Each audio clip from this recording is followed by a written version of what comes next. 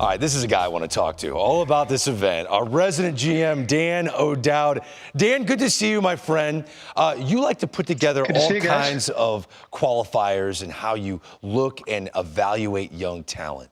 There are always areas of concern for no matter who it is, and you point them out because you almost have to when you're going to take such a big financial plunge from a front office.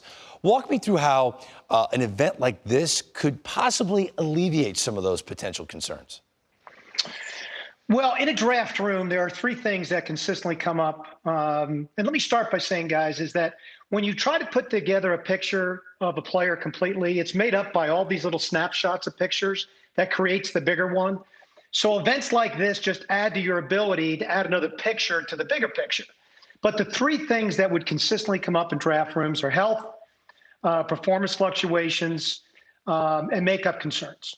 And you know, for me, if you have the ability to address any of these issues ahead of selecting the player, that only helps you get the player right on your board, and ultimately it helps the player because he gets now put into position to address all the concerns that an organization may have that prior to this event, they may never have had an opportunity to do. Dan, what are most people naive to when it comes to a draft that a club might be looking at and you really don't understand that? Well, I think the first thing is I think people get too hung up on clubs' evaluation of performance. Certainly you want to see a player perform. But for me, I would always tell our scouts, hey, once you've seen that guy perform, I could care less whether he performs well again. He's shown you what he's capable of doing. Mm-hmm. Now let's find out the why behind how he was able to perform like that. Let's create this entire picture of the player so we really know if he fits the criteria we want as a particular organization. So I think parents at times get a little too concerned about performance and the fluctuation of performance. Though if there are some drastic ones, we certainly want the ability to try to ask the questions that may be leading that player to have an incomplete picture. In addition to this, guys, the beauty of this for me this year, it allows players certainly from cold weather climates or seasons that ended early, or players that didn't perform necessarily up to the expectations they had or how they performed in the past, to really get another opportunity to address some of those things and allow clubs maybe to look at them a little differently going into their draft room and as they put the board together than they would have looked at in previous years. And we're talking about the top 200 players in the country. These are a bunch of alpha males, right? But let's just say, since we're putting the top high school players, top college players, and they're all together, are you watching maybe a high school kid who's used to being the stud and the king of his county, but now he's the 12th best shortstop here at the Combine, and how he interacts with players that are getting more attention at the same position? Little nuances like that, would you be paying attention to if you were there in person?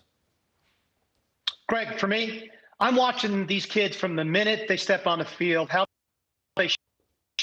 they go about their short toss, long toss programs, how they begin to put themselves in a position to do any kind of fundamental drill that's going to be done at the Combine. And then I'm going to watch them athletically in their movement patterns and how they field a ground ball. If it's a shortstop, as you talked about, what's their transfer like? I'm going to probably have a stopwatch on them, trying to get an idea of what their transfer is going to be like time-wise from glove to throw. Are they going to land their throws consistently? Can they throw from different angles? Do they take the right angles to balls? Do they read them correctly off the bat? And then just their interaction with the other players, how they carry themselves. Do they act confidently? Are their shoulders slumped? Do they stand tall? It's all those things that I'd be paying attention to. Everything that they do on the field. And then the ability, guys, one of the most important things for a Combine for me, and I can't stress this enough, is the ability to sit down across a table and just talk to the kid. I call it an interview. It doesn't have to be that. But you can really dig into really what makes this guy tick. And what I'm trying to find out in that conversation, does he really love the game of baseball? Because, Harold, you know this, there's two different type of loves. There's the love of the game that they love it when they're playing well.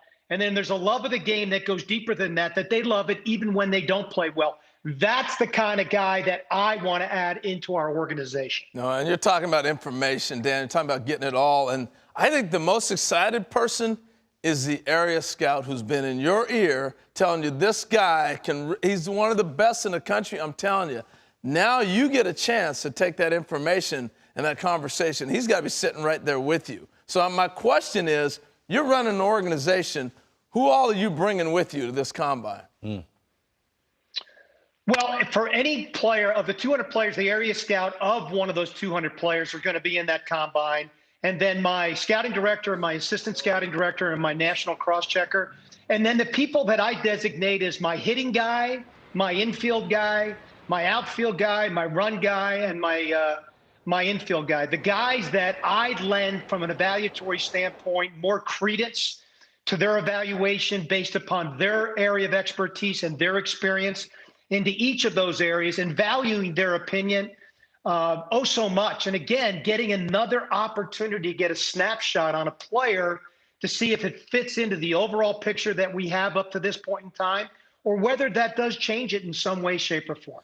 Real quick, we're running out of time. If there's a kid that's viewed as a first-round talent and he shows up to this combine, is that automatically a feather in his cap before he even fields a ground ball or throws a pitch in front of you? Yeah, because he's not afraid of competition. He's not afraid of falling in the draft based upon his performance or lack thereof at the combine. That means he's highly competitive, a very confident kid. And you know what? He's showing up because he loves the game. But I will say, if a kid doesn't show up at the combine, I'm also not going to penalize him because I understand the incredible pressures that they may be under. But I would also ask a lot of questions about why they aren't coming to the combines and making sure that there's part of this picture that in some way, shape, or form doesn't add up from the prior information that we have. Dan O'Dowd, great information always from you. Thanks for joining us. We appreciate it, buddy.